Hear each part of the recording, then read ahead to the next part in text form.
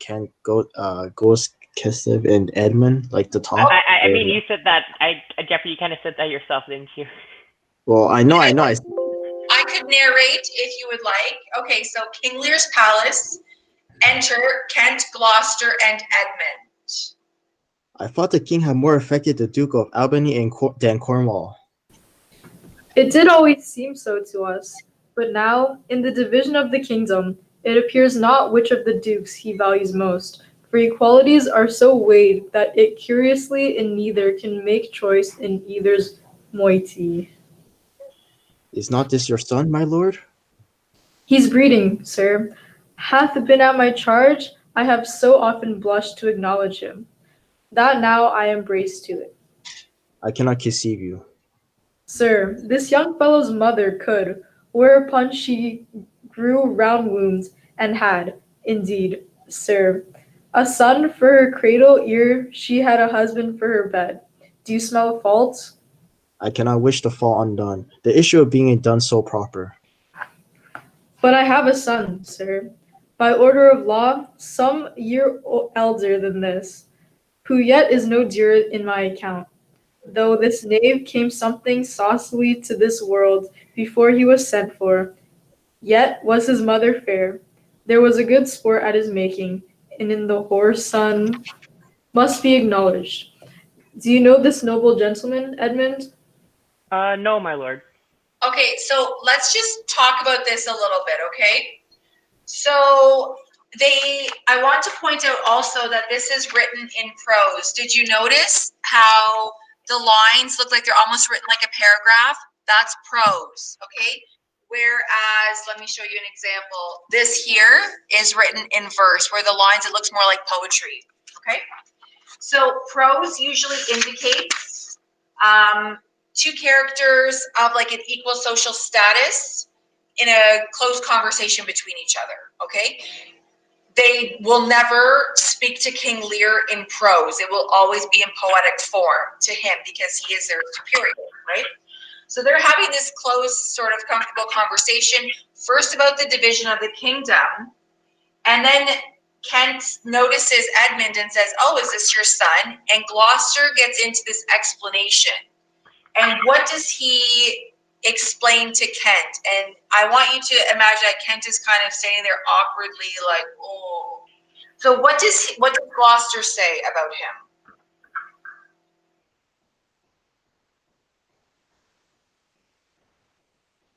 He said, "His breeding, sir, hath been at my charge. I have so often blushed to acknowledge him." When do you blush? When you're embarrassed. When you're embarrassed, okay? Why would a father be embarrassed to acknowledge their child? Oh, is Edmund the illegitimate one? Yes, okay? So he says that now I am brazened to it. Okay? So now he is no longer ashamed, but then he goes on to be quite graphic that he says, and I'm looking at line 21 here, that this knave, which would be like a rascal, I'm trying to think of the equivalent, be like calling someone kind of a bad name. So this knave came something saucily into the world before he was sent for. Okay, so he arrived when he shouldn't have, yet his mother was fair. There was good sport at his making, and the whore's son, so that's the very lovely name for Edmund's mother, must be acknowledged. So he's actually kind of like joking with Lear and saying with Kent by saying, there was good sport at his making. What is he meaning by that? You can't read a Shakespearean play without some sexual innuendo. So he said the process of making Edmund was enjoyable, but I've been embarrassed by my illegitimate child. And this is, of course, not Edmund's fault at all, that he, nobody predicts who their parents are or how they come into the world, right?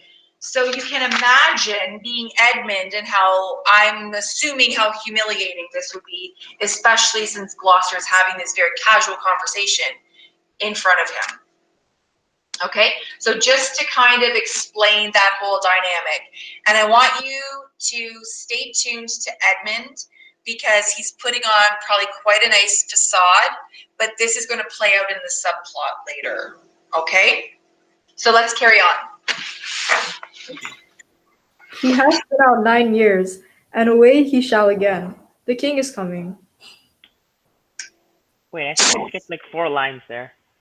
Oh, did I? My bad. Is That's it okay. my That's Lord of Kent? We'll go to when Edmund says that he hasn't met Kent. He says, "No, my lord." Let's do Gloucester on line 26. My Yeah, bad. that's where we were. That's where we were. Yeah. My Lord of Kent, remember him hereafter as my honorable friend. My services to your lordship. I must love you and sue to know you better. Sir, I shall study deserving. He hath been out 9 years, and away he shall again. The king is coming. Okay, so Edmund has been gone for 9 years. Now he's back. That's an interesting dynamic. Where has he been for that time? Why is he back now? We don't often know these things, but Shakespeare just has to create these elements for the plot because without plot, without conflict, there's no plot being driven forward, okay? So there's a setting when one comes in bearing a coronet. So they're do, and everybody stands, of course, and King Lear, Cornwall, Albany, Goneril, Regan, Cordelia, and all of the attendants. So this is, imagine like their big, I don't know, throne room where all of the court is waiting for this big announcement. Attend the lords of France and Burgundy, Gloucester. I shall, my liege. Meantime, we shall express our darker purpose. Give me the map there. Know that we have divided in 3 our kingdom, and 'tis our fast intent to shake all cares and business from our age, conferring them on younger strengths, while we unburthened crawl toward death, our son of Cornwall, and you, our no less loving son of Albany.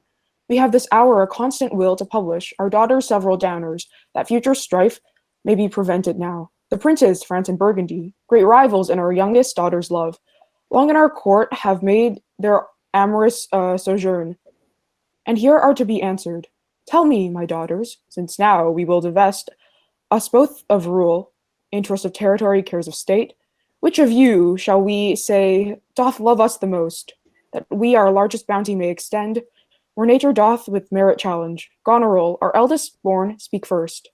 Thank you. Okay, so going back to the top of his lines there, line 35. I want you to notice that when he is addressing the court in line 35 and in line 50, he uses what's referred to as the royal we. Yeah, Danya, that's okay. So just, we're probably just going to do scene 1 today, okay? So catch up with that. He uses the royal we.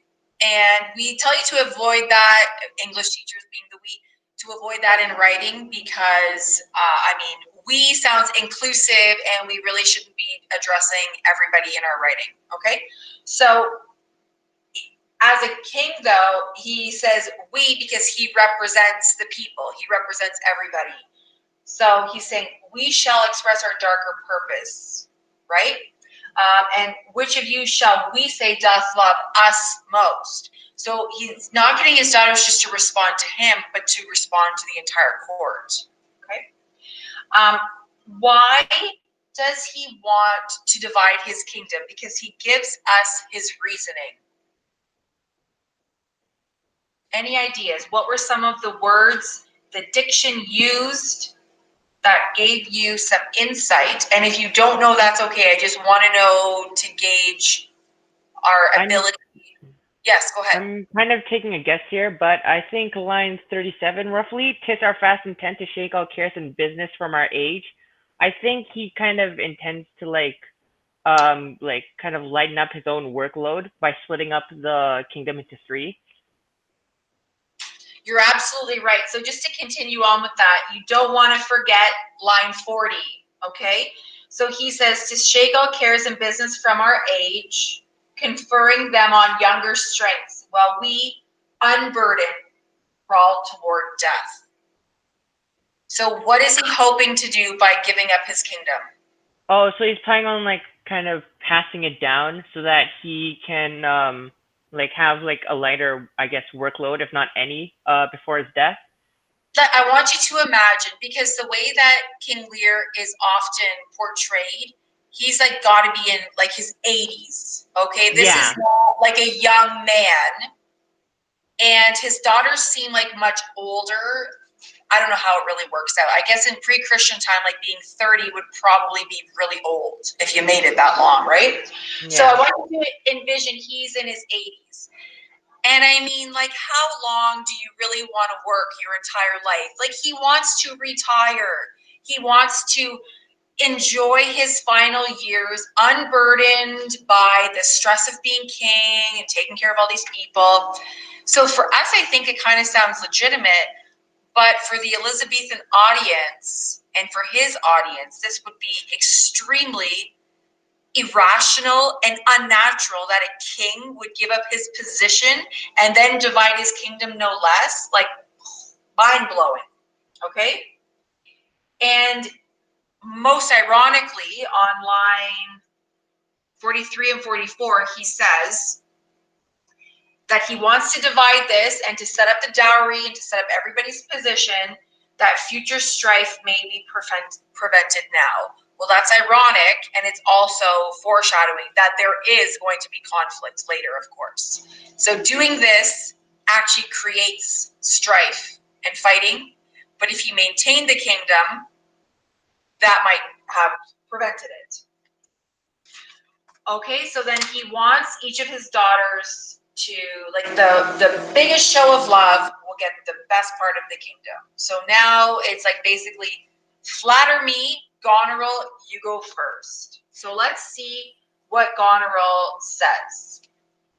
Sir, I love you more than the world can wield the matter, dearer than eyesight, space, and liberty, beyond what can be valued, rich or rare, no less than life, wit, grace, health, beauty, honor, as much as child or loved or father found, a love that makes breath poor and speech unable, beyond all matter, as so much I love you. Okay, excellent. So let's summarize what she's saying.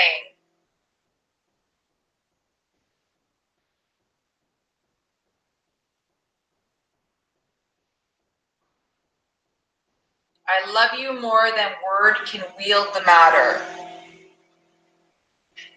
I guess she's trying to say that like she can't describe like King Lear in words.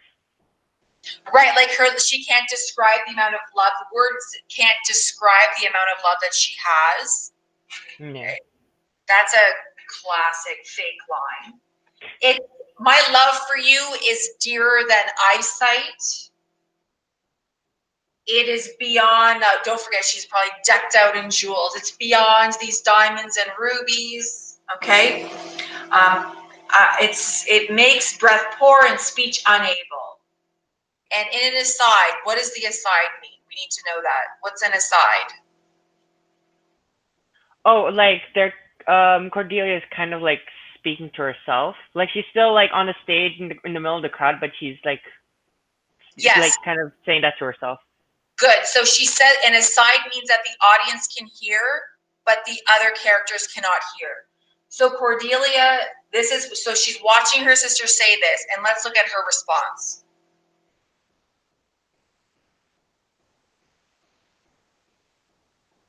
Sorry, my not turning on. What shall Cordelia speak? Love and be silent. Of all these bounds, even from this line to this, with shadowy forests and with champaigns riched, with plenteous rivers and wide-skirted meads, we make thee lady to shine to thine and Albany's issues. Be this perpetual. What says our second daughter, our dearest Regan, wife of Cornwall? Okay, so he says, thank you for that. Here's this wonderful part of the kingdom. And Cordelia, she's just kind of like biting her tongue. Like, I'm not going to say anything, but I know that what my sister's saying is total BS. Okay?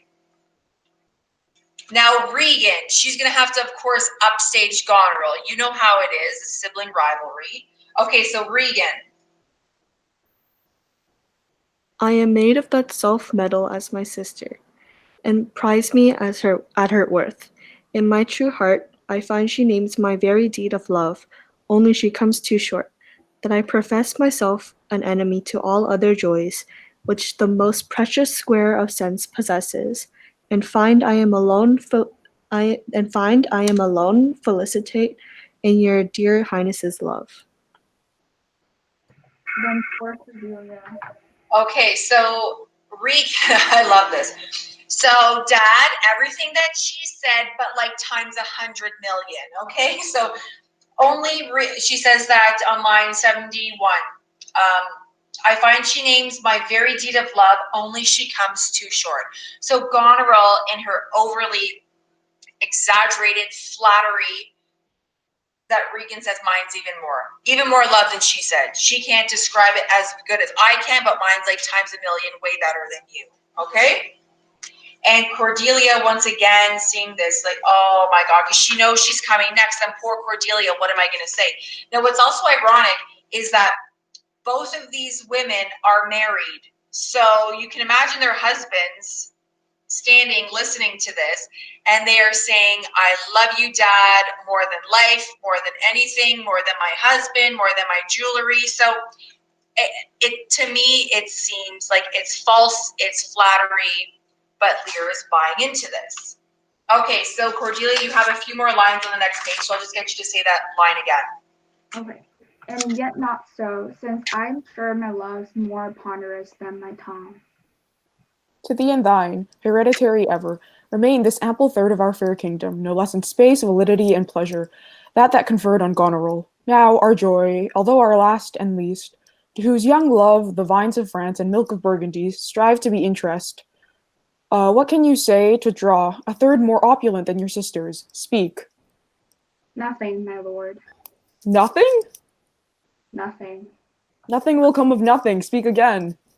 Unhappy at that I am. I cannot heave my heart into my mouth. I love your majesty, according to my bond, no more nor less. How, Cordelia, mend your speech a little, lest you may mar your fortunes. Okay, good. Let's pause there for a second. Very good. I like that you're reading with some tone, ladies. That's great. Okay, so first and foremost, I want to point out this concept of nothing. This is a big motif. We're going to see it play out over and over and over and over again, okay? So nothing is a very loaded term. That she says, nothing I have to say. Some people's identities become nothing. They have nothing. They are nothing. But nothing is always something.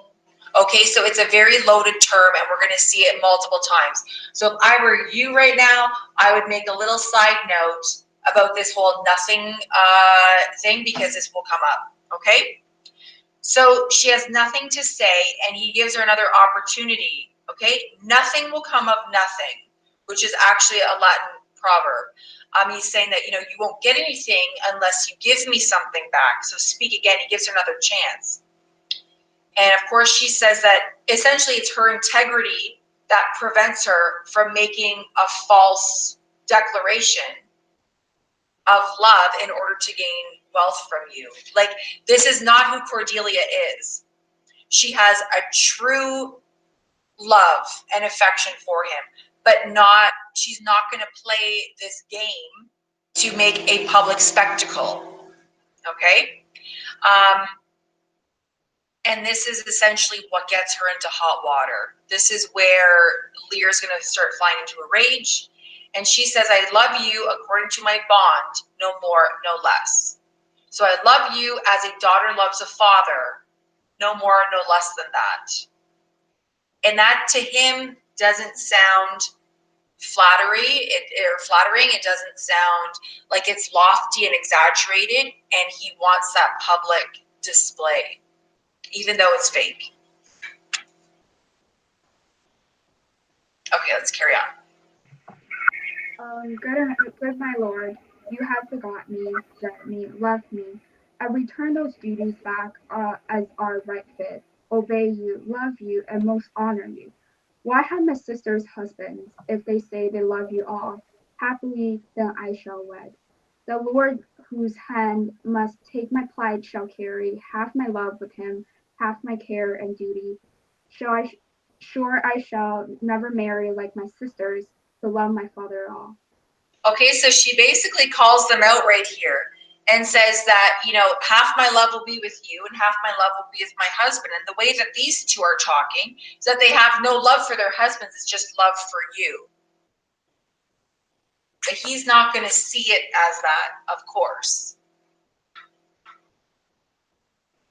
But goes thy heart with this? Ay, my good lord, So young and so untender. so young, my lord, and true. Let it be so. Thy truth then be thy dower. For by the sacred radiance of the sun, the mysteries of Hecate, and the night, by all the operation of the orbs from whom we do exist and cease to be, here I disclaim all my paternal care, propinquity and property of blood, and as a stranger to my heart and me, hold thee from this forever.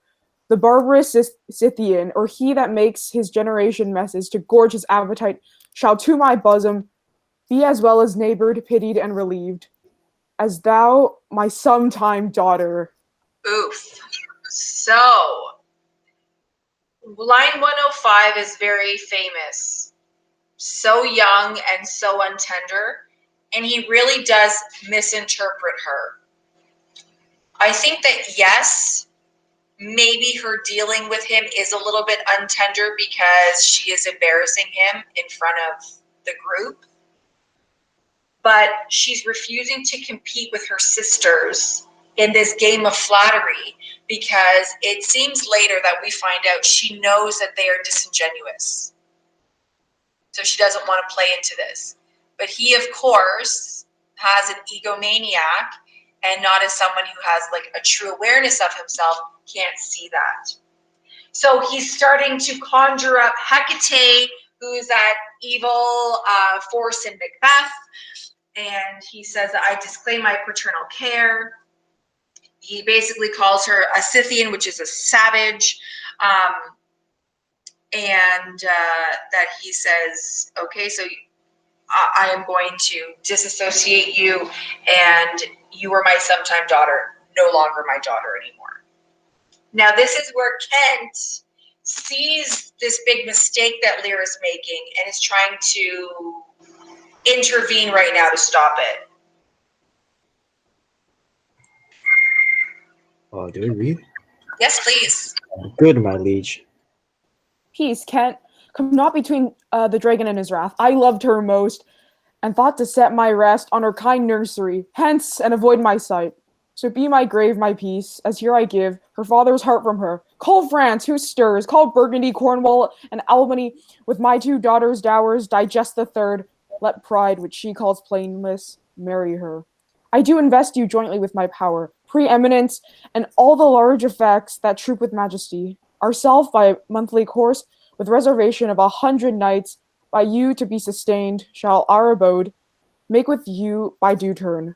Only we shall retain the name and all the addition to a king, the sway, revenue, execution of the rest. Beloved sons, be yours, which to confirm this coronet part between you. Okay, we're going to pause here for a second. Let's take a little break, about like 5-10 minutes.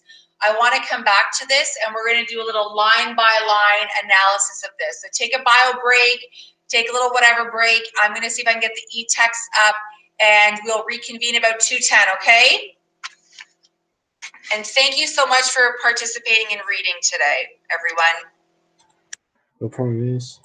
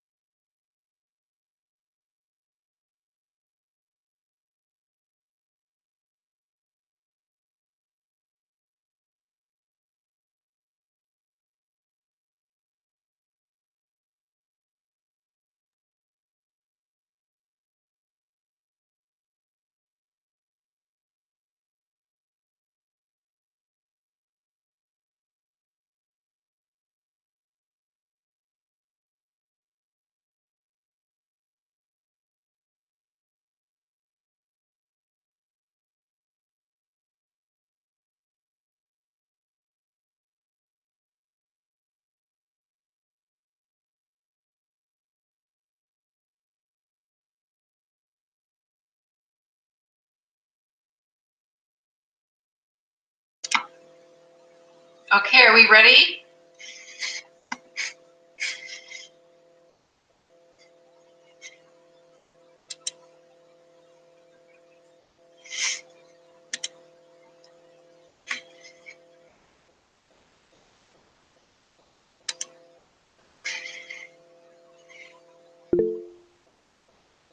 Perfect. Okay.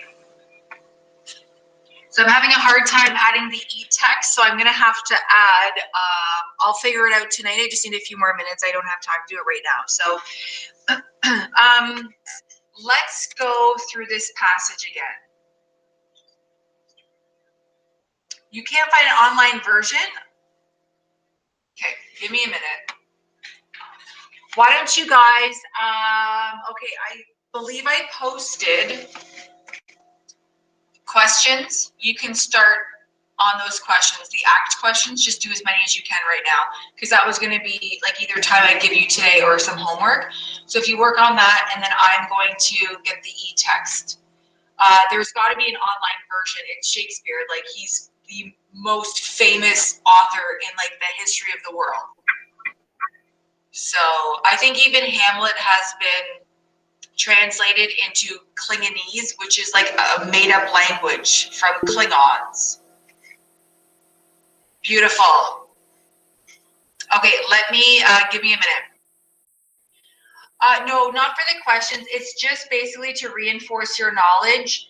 I feel like by grade 12, I don't want to mark your questions. So I'm going to ask you to do them. We're going to take them up in class, but you don't have to hand them in, okay?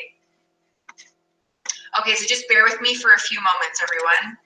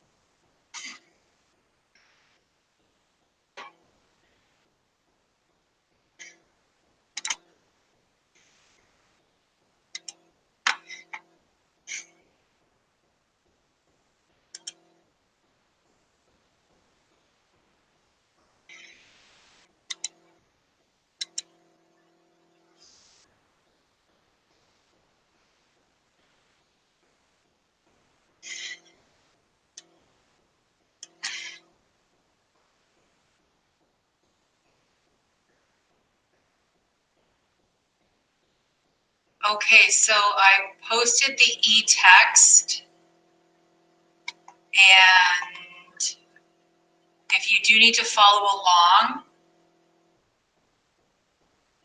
we are roughly on page 12 of the e-text. Now keep in mind that this is a different version, so it may be slightly different. Sorry, I apologize. Page 13.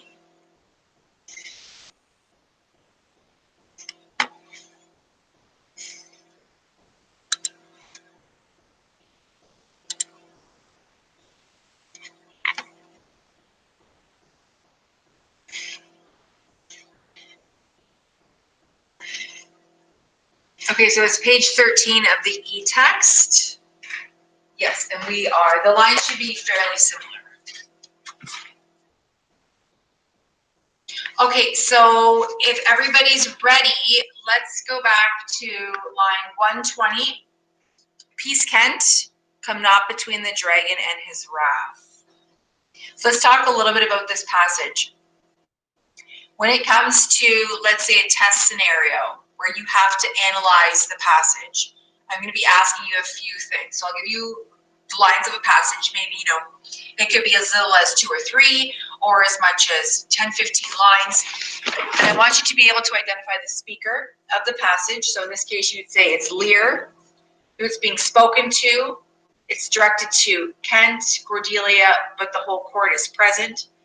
And things that I want you to look for, or things that I want you to understand, is how he's saying it is as important as when he's saying it.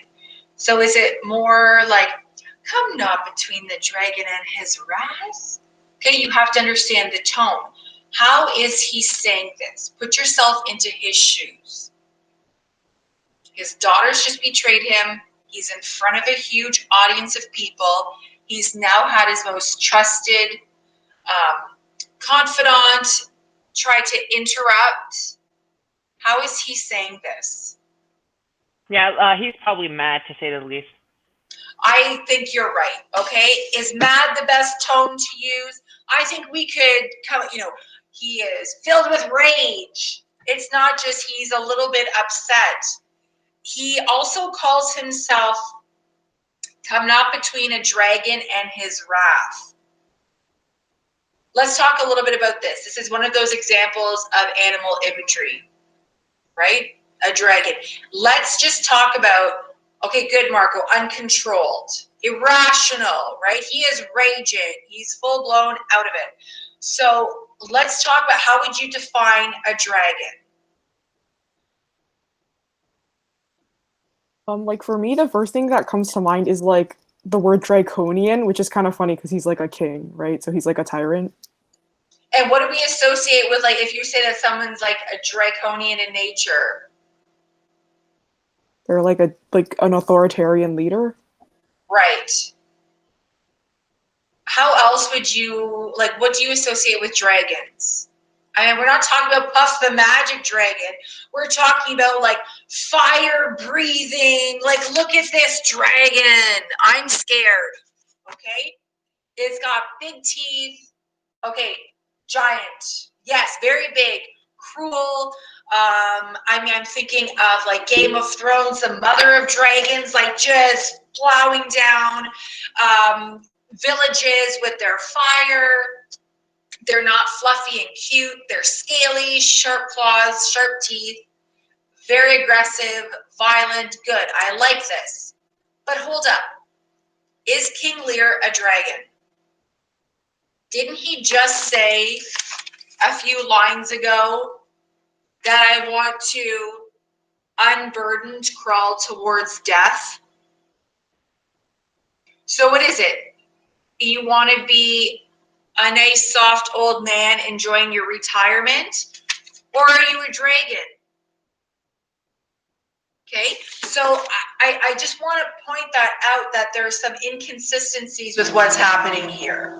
Okay, if you are a dragon and you've got this aggression, this violence, this uncontrolled rage, are you really ready to step down as king? I kind of am I allowed to like kind of branch off of this because I feel like he like the way he perceives himself is extremely situational. I guess like I guess like filling in on like how we were talking about like his ego being an egomaniac. He sees himself however he wants to see himself, and it completely depends on the situation. He can like in this case, he basically pulled a complete 180, right? Where like he's talking about him being like a feeble old man and like he needs to retire, and then like now he's angry. He's just completely like don't get in my way. I'll burn you down too type of like attitude, I guess. Absolutely. I like that, but he also doesn't really have an awareness of himself, right? So he's ruled by emotion. I would say that. And I mean, we can look at that in a few different ways. Is his sanity, his mental health coming into question now? Because it's not like all of a sudden he just goes mad. We're going to see little bits and pieces, little hints along the way that illustrate that he is suffering. And perhaps this outburst of emotion could be one of those sort of triggers that brings upon this madness. Okay, so let's talk a little bit about this. He said, I loved her most and thought to set my rest on her kind nursery. So to me, this is a feeling of absolute betrayal. Cordelia is my favorite. I love her the most. And he assumes that she would nurse him into old age and through that sort of, his twilight years, his golden age. Hence and avoid my sight. Why is this an important reference? The idea of seeing the sight again. The one rational person who's trying to step in. I think maybe going off the theme of appearance and reality and like blindness and sight. Very good. Blindness in sight, appearance and reality. But think about this also. If you are ruled by emotions, if you're violent, if you're aggressive, if someone is more rational, telling you something in a moment where you are not prepared to hear it, says like, get out of my sight, but he's also not, like he's literally, get out of my face. I don't want to see you anymore. But also he doesn't have that insight. He doesn't have the foresight to see what this decision is going to do to him. You see? Okay, so my grave, my peace, as here I give her father's heart from her. Call France, who stirs? You see, he's getting very agitated, okay? And now at this point, when he's saying, call France, call Burgundy, Cornwall, Albany, he's bringing everybody in, and now this is his opportunity to sort of put this back on her. Is he going to humiliate her? It's going to happen. Okay, so Cornwall and Albany, we find out that with my two daughters, thou digest the third. So they are going to just absorb Cordelia's kingdom. She has nothing. I do invest you jointly with my power, preeminence, and all the large effects that troop with majesty. So let's talk about that a little bit. Do some definitions here.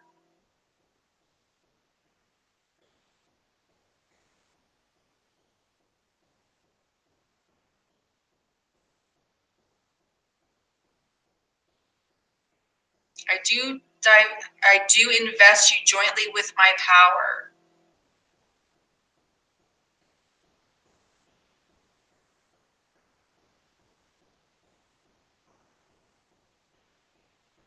We're going to get back to the pride thing.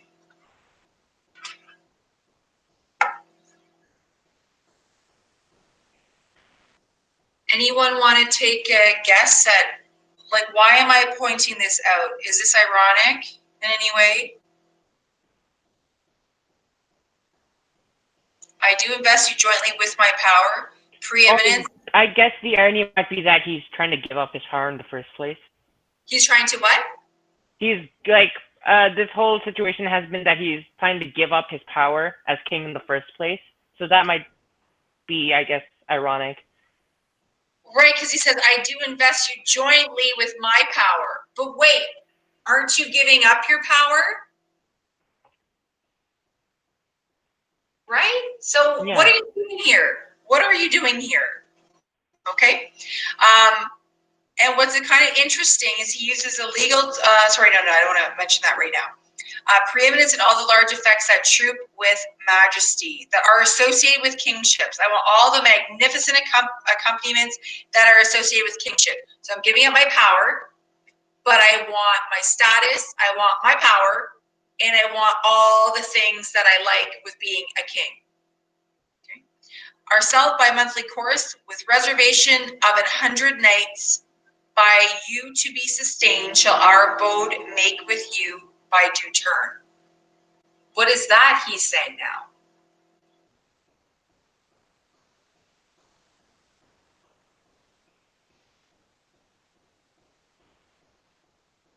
What does he want to keep? When he's talking about going with his two daughters, shall our abode make with you by due turn? I'm going to stay with each of you, rotate back and forth. And what is he demanding that he keeps? I guess quite the 100 nights, I suppose. Right. Now, may I ask, you're a king, you're giving up your power. Why do you need 100 knights? I guess potentially it has to do with, I guess we're going back to that egomaniac thing. Maybe he needs it to kind of like still feel like that sense of authority. Okay, good. Let's see here. I'll keep only the title of king, but you'll have everything else, all the authority and income that comes with kingship. To confirm all this, take the crown to share between yourselves. Essentially, yeah, he is willing to give it up, but not really at all. He Like still he wants to, yeah, sorry about that. Let's just say the knights represent his power. The knights are protection, right? But if he is a retired king, he doesn't need any of that. He is contradicting himself. Because I really don't think that, honestly, in his mind, by giving this up, I don't think he was really going to give it up. I think he was hoping that Cordelia would play this game, and he knew that she would maintain his respect, his power, his title, and he would just live with her and everything would be fine. But now everything is being thrown into chaos, and he's half a dragon but half an old man. He wants to give away the kingdom, doesn't want to give away the kingdom. He's not quite sure. Okay? It's a struggle. But what he does say, which I think is important, let pride, which she calls plainness, marry her. So if you're talking about Cordelia's pride and his own pride, I think we see like who's got the bigger pride issue. Okay?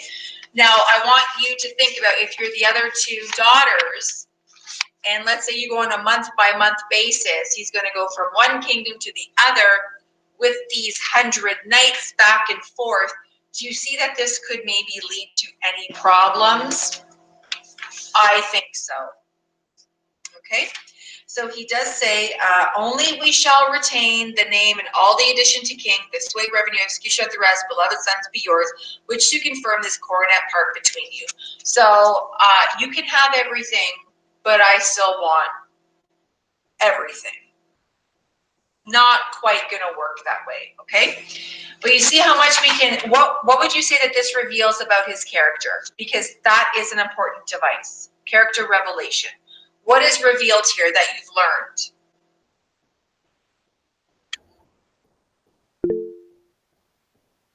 Very good. Yeah, he doesn't want the stress, but he still wants the power. Is he greedy? You could say that. He's definitely, as Tanya said, he's contradicting himself. Is he a dragon? Is he a feeble old man? Hard to know right now. Seems more like the dragon. Okay, so let's just take a little step away. Okay, he's not humble and generous to share the ultimate power. That is correct. And you can't really give up the power if you're not really willing to give it up.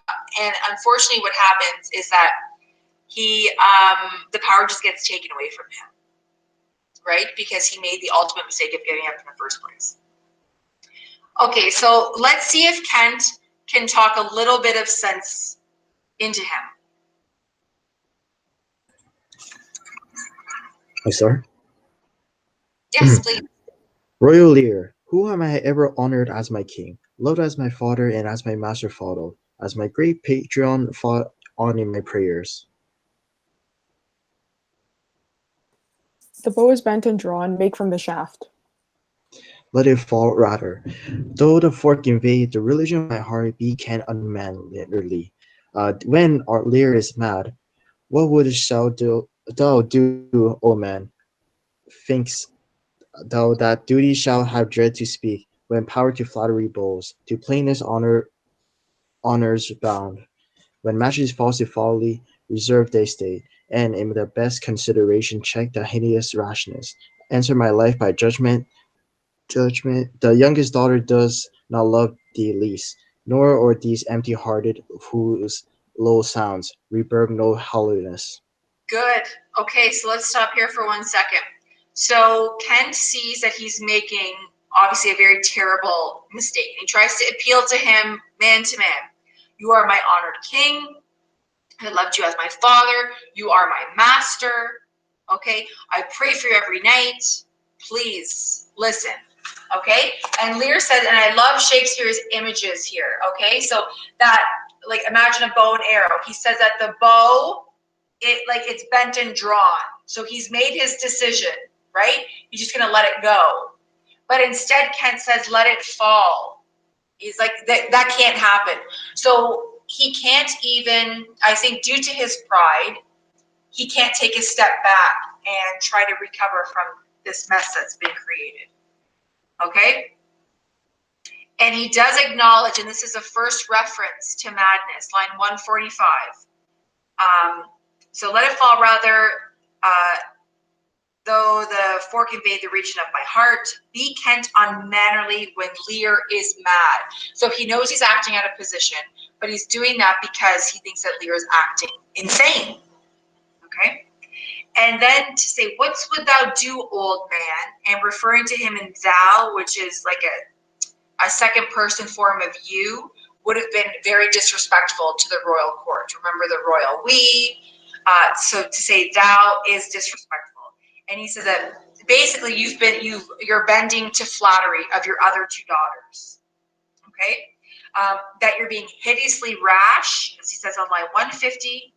Thy youngest daughter does not love you least, and the words of your other two were empty and hollow, and just like that's empty-hearted, those whose low sounds reverb no hollowness. Okay, and instead of taking a step back, what does Lear respond with? So Lear, please carry on. Kent, on thy life, no more. My life I never held but as a pawn, to which against deemed enemies, not fear to lose it, they safety being motive. Out of my sight. See better, Lear, and let me still remain the true blank of the eye. Okay, so Now, sorry to interrupt, but out of my sight, and he says to see better and let me remain. He says the true blank, so the white spot in the center of a target. If Lear would fix his sights on Kent, his attentions would not misfire. So he's saying, if you listen to me, you're not going to make a bad decision. Okay? And now he's starting to invoke the gods. So when you know you invoke the gods, then forget it. Lear's made his decision. It's not going to happen. But it's ironic which god he evokes. So let's look at that now. Now, by Apollo. Now by Apollo, king, thou swears thy god in vain. O vassal, miscreant. Dear sir, for beer. Okay, so Yeah. Albany and Cornwall, thank you. I know it's kind of awkward to read at the same time, but they're like, okay, hold up, because now Lear, the feeble old man, is now the dragon, and he is ready to like pull out a sword and kill Kent. And that's when Albany and Cornwall are like, whoa, whoa, whoa, no, no, no, let's calm down, settle down, right? Why is Apollo referenced here? We know it's pre-Christian, so that makes sense. But why Apollo? What does Apollo represent? Yes, Sabrina. Because he's the god of like foresight and prophecy, right? So it's ironic. Very much so. And also, doesn't he like have the chariot of light across the sky? Oh, and Light. he has like bow and arrow as well, right? There you go. Okay. So all of these things are very purposeful references. By Apollo, the foresight, ironic because Lear doesn't have that. And also, light is associated with truth, with wisdom, also something he doesn't have. Okay. So now Kent is kind of pushing it a little bit more, and let's see what else he has to say. I guess he's Curative, already come so far. Sorry, Jeffrey. He's already come so far in insulting Lear. He might as well push it a little bit more. uh, curative physician, in the fee bestow upon the foul disease, revoke they give, or else I can van claymore from my throat. I'll tell thee thou dost evil. Hear me, recreant, on thine allegiance hear me, that thou hast thought to make us break our vow, which we durst never yet, and with strained pride, to come betwixt our sentence and our power, which nor our nature nor our place can bear, our potency made good, take thy reward. 5 days we do allot thee for provision, to shield thee from the world, and on the 6th to turn thy hated back upon our kingdom. If on the 10th day following thy banished trunk be found in our dominions, the moment is thy death. Away, by Jupiter, it shall not be revoked. Fare thee well, king. Sit thus thou wilt appear. Freedom lifts hands, and banishment is here. The gods to their dear shelter take thee, maid. That justly thinks and has most rightly said, and your large speeches may your deeds approve. That good facts may spring from words of love. Thus can, O princess, bid you all adieu. He'll shape his old course in a country new. Okay, very good. So in classic Shakespeare form, Kent has this rhyming couplet to exit. Okay. So basically what he's saying here, what do you think he's saying here? If you could summarize it.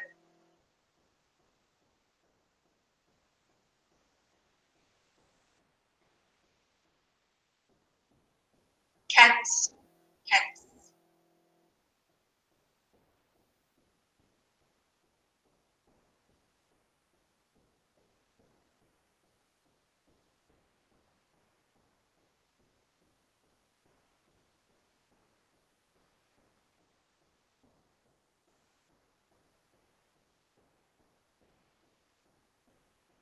Absolutely.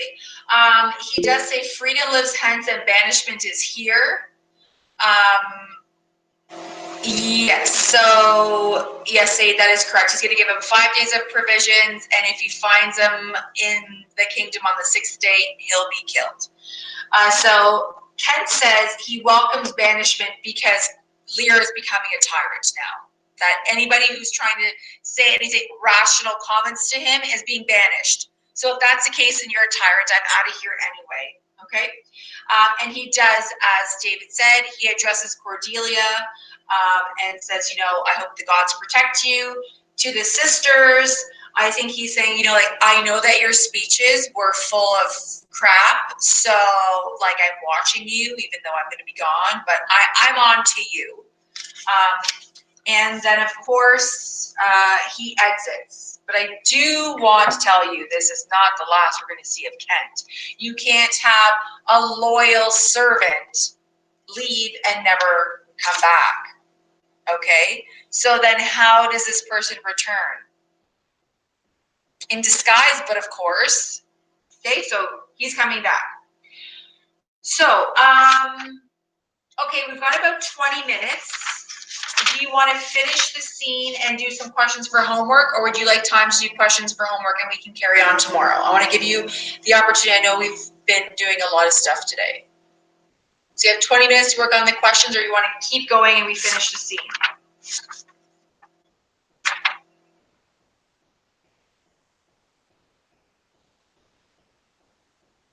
Does your lack of response mean you don't care, or you want to keep reading? Done. Okay, I'm glad that you are into it. Okay, so now Gloucester, France, Burgundy, all the attendants, they're like, what's been going on? Okay, So Gloucester, now listen, I don't really think he would play a big part, but this is Shakespeare, his attempt to join the main plot and the subplot. So we have to give Gloucester purpose, you see? Okay, Gloucester. Here's France and Burgundy, my noble lord. My lord of Burgundy, we first address toward you, who with this king hath rivaled for our daughter. What, in the least, will you require to present dower with her, or cease your quest of love?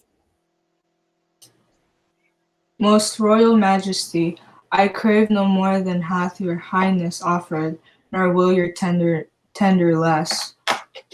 Right, noble Burgundy.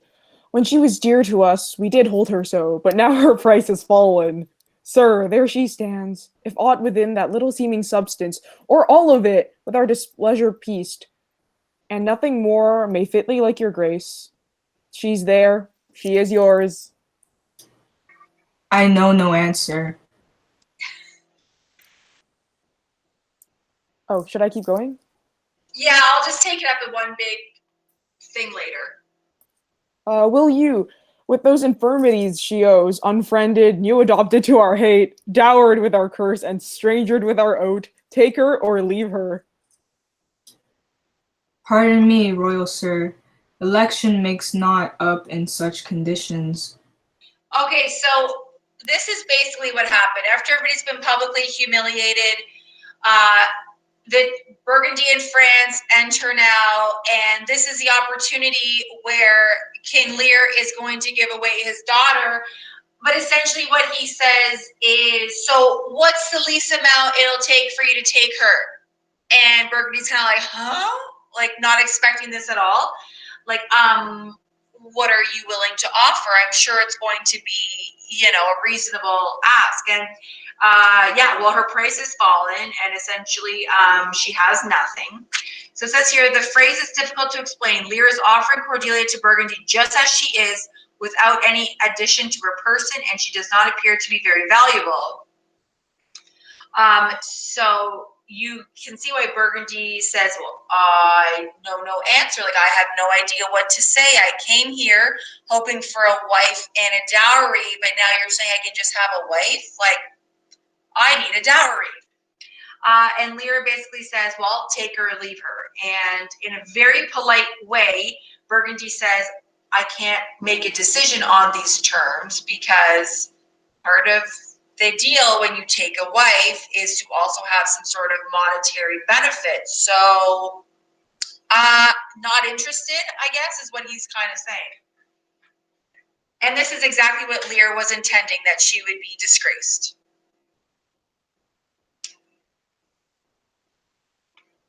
Okay, Lear, when you're ready.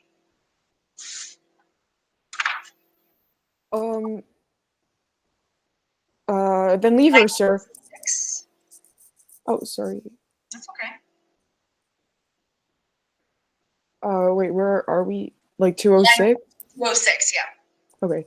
Then leave her, sir, for by the power that made me, I tell you all her wealth.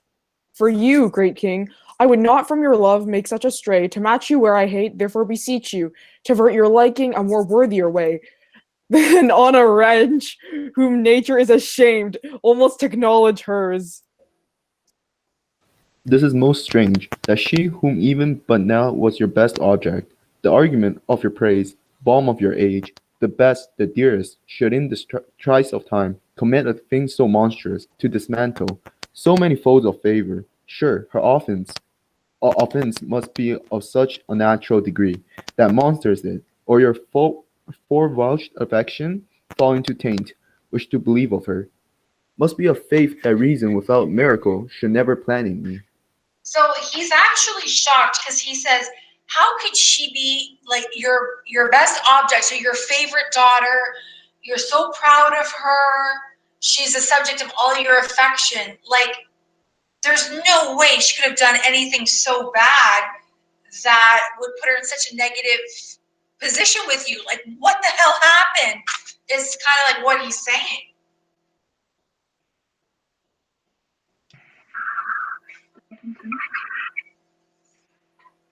Oh yeah, okay.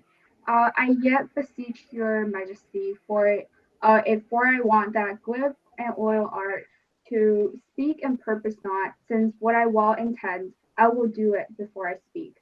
That you may know it is no vicious blot, murder, or foulness, no unchaste action or dishonest step, that hath deprived me of your grace and favor, but even for one of that for which I am richer, a still soliciting eye and such a tongue, that I am glad I have not, though not to have it, hath lost me in your liking. Well, it's good that she sticks up for herself, as a woman, and like that's it. So France is going to be sort of impressed by her comments to Lear. Better thou hadst not been born than not to have pleased me better.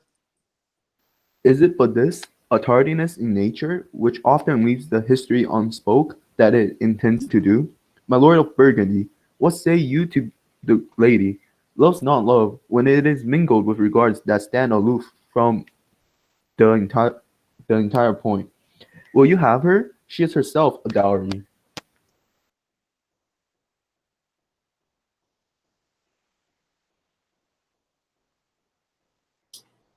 Sorry. Royal King, give but that portion which yourself proposed. And here I take Cordelia by the hand, Duchess of Burgundy. Nothing. I have sworn I am firm. I am sorry, then, you have so lost a father that you must lose a husband. Peace with the Burgundy, since that respect and fortunes are his love, I shall not be his wife. Okay, so I think that France put it nicely when he asks Burgundy, so like, what are you gonna do? Like, she herself is a dowry. He doesn't need anything else. He can see her honesty, her loyalty, her true heart. What more could you want in a partner? And Burgundy says, okay, well, like, are you sure you're not going to give me anything in exchange for her? Because I'll take her right now. But, like, is there a chest of gold somewhere? And Cordelia says, peace be with you. But since that respect and fortunes are his love, I shall not be his wife. So all he's looking for are fortunes and title and power. So I don't want to be his wife. Fairest Cordelia, that art most rich, being poor, most choice forsaken, and now loved, despised, thee and thy virtues here I seize upon. Be it lawful, I take up what's cast away. Gods, gods, 'tis strange that from their coldest neglect, my love should kindle to inflame the respect. Thy da- dowerless daughter, king, thrown to my chance, is queen of us, of ours, and our fair France. Not all the dukes of Waterish, Waterish, yeah. Waterish Burgundy can buy this unprized precious maid of me. Bid them farewell, Cordelia, their own kind. Thou losest here, a better where to find. Thou hast her, France, let her be thine, for we have no such daughter, nor shall ever see that face of hers again. Therefore be gone, without our grace, our love, our benison. Come, noble Burgundy. Okay, so then Lear, Burgundy, Cornwall, Albany, Gloucester, and the attendants leave. Bid farewell to your sisters. The jewels of my father, with washed eyes, Cordelia leaves you. I know you what you are, and like a sister am most loath to call. Your faults as they are named, love well our father. To your professed bosoms I commit them. But yet, alas, stood I within his grace, I would prefer him to a better place. So farewell to you both. Prescribe not us our duty.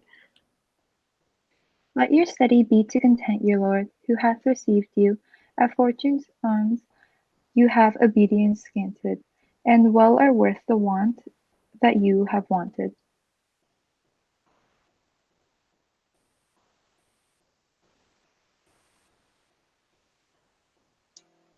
Sorry. It's okay. Time shall unfold with plighted cunning tides. Who covers faults, at last with shame derides. Well, may you prosper. Come, my fair Cordelia. Sister, it is not little I have to say of what most nearly appertains to both, to us both. I think our father will hence tonight. That's most certain, and with you, next month with us.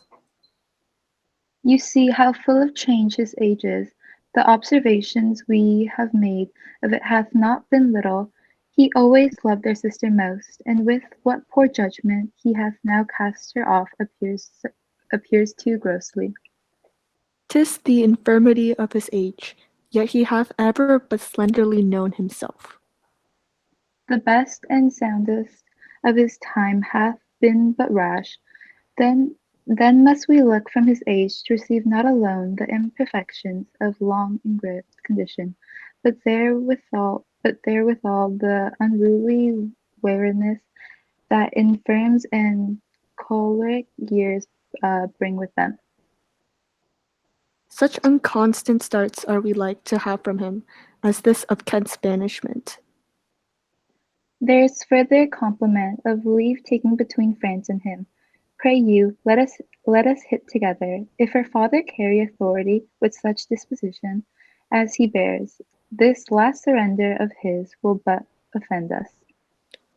We shall think further of it. We must do something. I heat? I heat? It's like to try to maintain the 10 beats per line. It's like in the heat. So in the heat, you say it really quickly, so it sounds like one beat.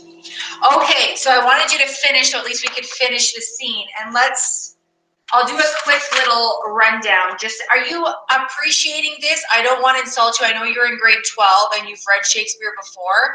So if this is just like, we get it, miss, we can move on. I don't have to do this like interruptions. But please let me know if you do appreciate it, because I mean, I don't have to teach myself this. So is it something we like or don't like? Okay. Yeah, I think it's okay. I think it's useful. Yeah. Okay, thanks, Arush. As long as I have, a few people appreciating it. Okay, let's go back to France, line 249. So you'll notice the antithesis that he uses when he's describing her, okay? Thou art most rich, being poor, and thou art most loved, being despised. Okay, it's very strange how her fate is working out, because ironically, what Burgundy did not want in her is exactly what France appreciates in her. Okay, and essentially what he's saying is that, like, what you're losing here will just find happiness elsewhere. And he seems as though he is yeah, her dowry doesn't mean much to him. He's already got status and power. He just needs that. He sees the goodness in her. So we think that there's going to be this wonderful, happily ever after Cordelia and France, and that's going to be great. And Lear, in a final bit of farewell, just kind of says, like, France, you can have her. I have no such daughter. I never want to see your face again. You're gone with no blessing, no grace. That's it. Okay? Those are his last words to her. And Fran says, say goodbye to your sisters. Now, it's interesting, after line, when she actually leaves, so this is 282. I want you to notice that the two sisters switch to speak in prose. Why? Same social status, very intimate conversation.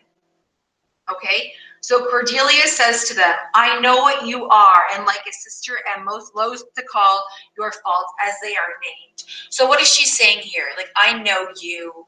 I know what you're up to. I see you for who you are, and I don't believe that you have Dad's best intentions. Okay, and Regan ends up saying, prescribe not us our duty, so don't tell us what to do.